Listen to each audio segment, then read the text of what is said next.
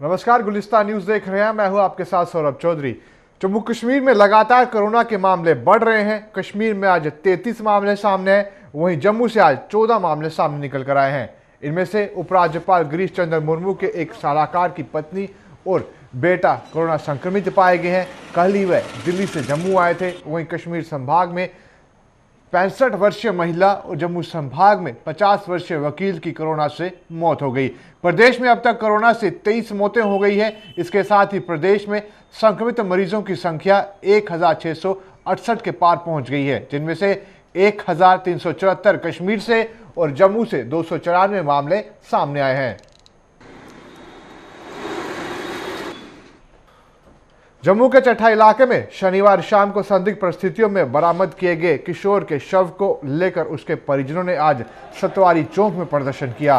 प्रदर्शन कर रहे लोग पुलिस पोस्ट चट्टा के प्रभारी और मुंशी के खिलाफ कार्रवाई करने की मांग कर रहे थे। इन लोगों का कहना था कि अगर समय रहते पुलिस कार्रवाई करती तो किशोर की जान बच जाती। इस प्रदर्शन की सूचना मिलते ही पूर्व एमएलसी विक्रम रंधावा मौके पर पहुंचे और लोगों को इस पूरे मामले की जांच करवाने का आश्वासन देकर उन्हें शांत करवाया। गौरतलब है कि यह किशोर 20 मई को संदिग्ध परिस्थितियों में लापता हो गया था और शनिवार शाम को इसका शव शत विशत हालत में बरामद किया गया।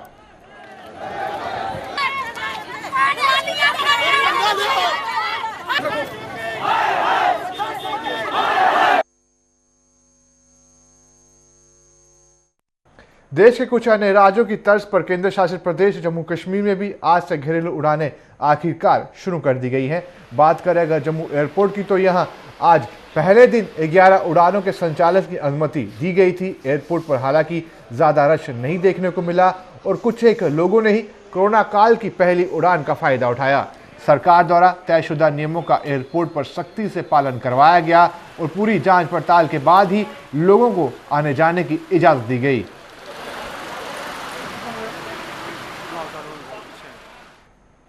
वहीं जम्मू एयरपोर्ट पर आने वाले सभी यात्रियों के सामान को पहले पूरी तरह से सैनिटाइज किया गया, उसके बाद ही उन्हें अंदर जाने की इजाज़त दी गई। इसी बीच जम्मू कश्मीर सरकार ने हवाई यात्रियों के बेहतर प्रबंध भी किए गए हैं। उनके लिए अधिकारियों को वहां पर तैनात भी किया गया है। जम्मू नगर निगम की आयुक्त अवनी भी वहां पर मौजूद थी, साथ ही साथ जेडीए के वाइस चेयरमैन भी वहां पर मौजूद थी।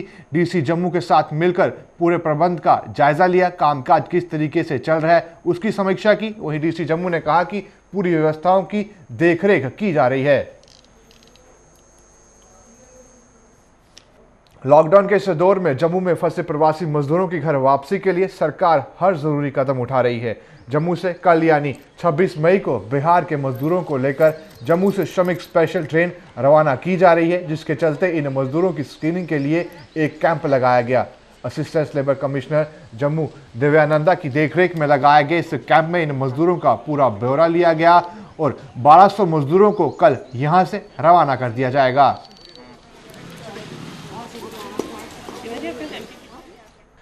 स्वास्थ्य विभाग से निष्कासित किए गए पैरामेडिकल स्टाफ ने आज कठुआ में रोष रैली निकालकर अपना विरोध जताया। इन लोगों का कहना था कि देश के प्रधानमंत्री ने सभी सरकारी गैर सरकारी संस्थाओं से यह आह्वान किया था कि किसी को भी लॉकडाउन के दौरान नौकरी से ना निकाला जाए, लेकिन स्वास्थ्य विभाग ने उन्हें लॉकडाउन के दौरान नौकरी से निकालकर उनके आदेश की अवहेलना की है।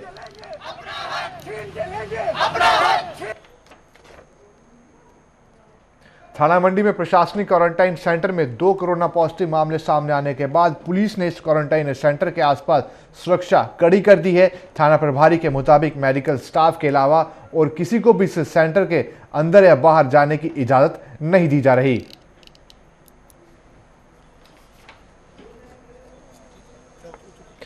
जम्मू कश्मीर में गुरु नानक लंगर सेवा मिशन अपनी महत्वपूर्ण भूमिका निभा रहा है और इस कोरोना महामारी के बीच अपनी सेवाएं दे रहा है। जहां लोगों को लॉकडाउन के दौरान यह संस्था भोजन उपलब्ध करवा रही है, वहीं हर घर जाकर घरों को सैनिटाइज भी किया जा रहा है। वहीं आपको बता दें कि जिस कोरोना मरीज की मौत हो जाती है और उससे कोई हाथ तक नहीं लगाता, उसका गुरु नानक लंगर सेवा मिशन दाह संस्कार तक करती है।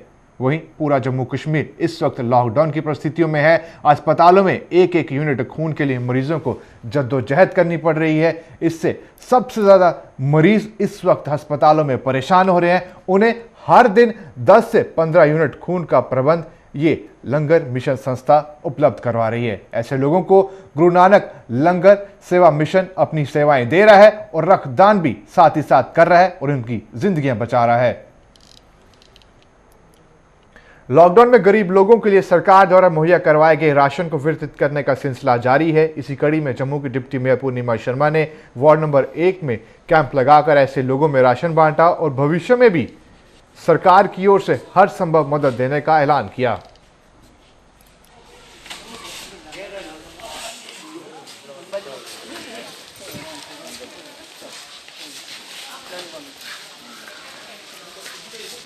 $1947 के पीओजे के रिफ्यूजियों ने सरकार द्वारा उनके लिए जारी किए गए 2000 करोड़ रुपए के पैकेज की बकाया राशि जल्द से जल्द जारी करने की अपील की है। पीओजे के शरणार्थियों ने इंटेलेक्चुअल फोरम के सदर अमरीक सिंह ने बताया कि 2000 करोड़ रुपए के पैकेज में से 90% राशि 1947 के पीओजे के रिफ्यूजियों के हक में जारी कर दी गई है, जबकि शेष राशि अभी तक जारी नहीं हो पाई है। उन्होंने केंद्र और राज्य सरकार से इस राशि का आवंटन जल्द करने की अपील की है। किसानों को जैविक खाद का ज्यादा से ज्यादा उपयोग करने की प्रेरणा देने के लिए कृषि विभाग हर संभव कोशिशें कर रहा है। इसके लिए किसानों को वर्मी कंपोस्ट का यूनिट लगाने के लिए कृषि विभाग किसानों को 50% सब्सिडी भी दे रहा है। जैविक खाद को काला सोना भी कहा जाता है, जिसके उपयोग से फसलों की गुणवत्ता सुनिश्चित होती है। जम्मू व इसके आसपास के ग्रामीण हलकों के कई किसान वर्मी कंपोस्ट के यूनिट लगा चुके हैं और कृषि विभाग इसके लिए उनकी पूरी मदद भी कर रहा है। यूरिया और पोटाश फसलों के लिए बेहद हानिकारक होता है और यही वजह है कि किसान अब जैविक खाद के उपयोग को ज्यादा महत्व दे रहे हैं। आरसपुरा के सब्जी और फल उत्पादकों ने सरकार से मदद की गुहार लगाई है। इन लोगों के मुताबिक लॉकडाउन के चलते उन्हें भारी नुकसान उठाना पड़ा है। आलम यह है कि उनकी मेहनत का फल मिलना तो दूर, इस बार फसल लगाने की लागत भी पूरी नहीं हो पाई।